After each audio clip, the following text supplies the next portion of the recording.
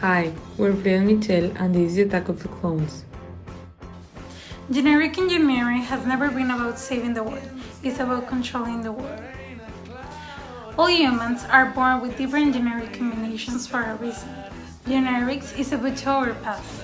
They show us where we come from, what our roots are, and where our culture comes from. But imagine a future where every child has to be genetically modified. What will happen to people who refuse this modification? Will they be discriminated or treated as evil? There might be many opinions about this problem. Every child has the right to remain genetically unmodified, but we can bring the best out of genetic modification. Children can be born free of malformations in their bodies and not only preventable but also incurable or deadly diseases. Genetic modifications are the opportunity to eradicate many diseases and minimize adversities within health in future generations. But if genetic modifications have all these benefits and more, why would someone not want their child to receive them? Well, according to some studies, genetic modifications are considered a prohibited practice since they don't only impede the natural development of human beings, but also the genetic inheritance of humanity. There is even a law in Article 30 of the Convention of Human Rights and Bioethics that prohibits any genetic intervention that is not preventive, diagnostic, or therapeutic, and provided that it does not objective of modifying the genome of offspring. Generics is based on human and social content, which is extremely important for genetic engineering.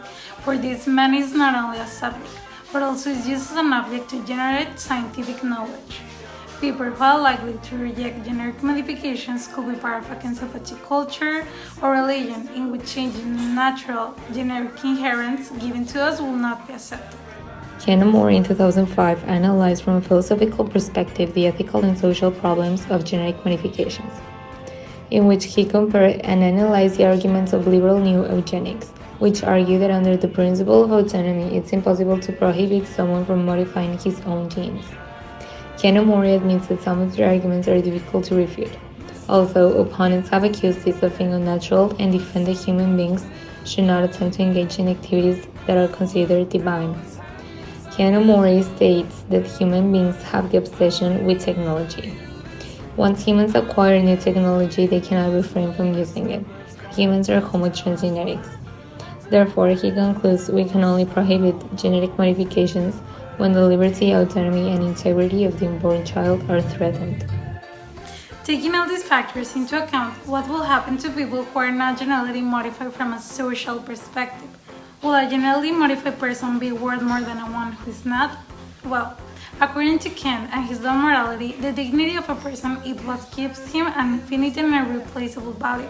There are 5 definitions for a person, which are an individual substance for rational nature, a self-conscious being, a being with the capacity to act for ends and for another, an incommunicable, unique subject.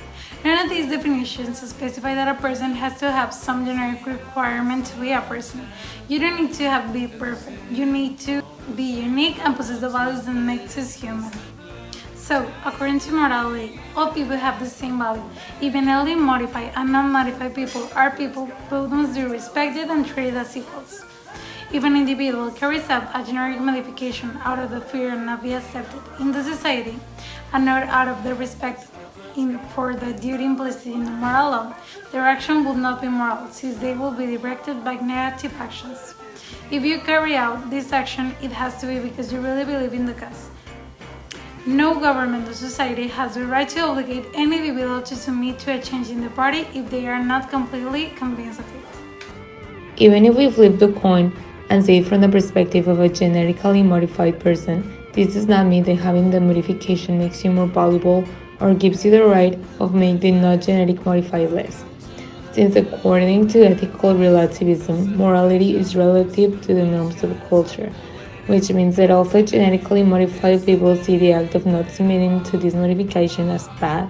There will always be the part of the population that thinks the opposite, since whether an action is right or wrong depends on the moral norms of the society in which it is practiced. An example of this can be seen in abortions, where if a person believes that abortions are morally wrong, yes they are, but only for them, but they do not have to be for another person who believes otherwise, and that is okay, because every human on the planet thinks and does things differently around the world. People dress differently, eat differently, speak different languages, sing different songs, have different music and dances, and have many different costumes, and it doesn't mean that they're wrong. It just means they have different opinions, and that doesn't make them less valuable as a person. The rightness or wrongness of an action does not depend on their consequences, but in whether they fulfill our duty.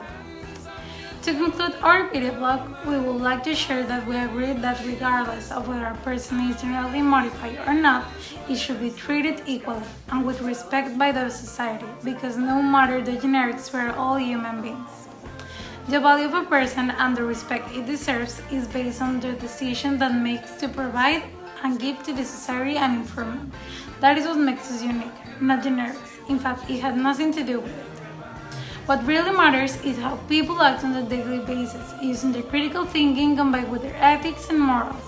We agree with the law of morality that not even in a relative future there should be any preference towards a genetically modified or non genetically modified person, because at the end of the day, it doesn't change the fact that we are all equals according to morality. So the decision has to be also respected and not pushed by anyone. The end of the video is here. Thank you so much for watching. See you next time.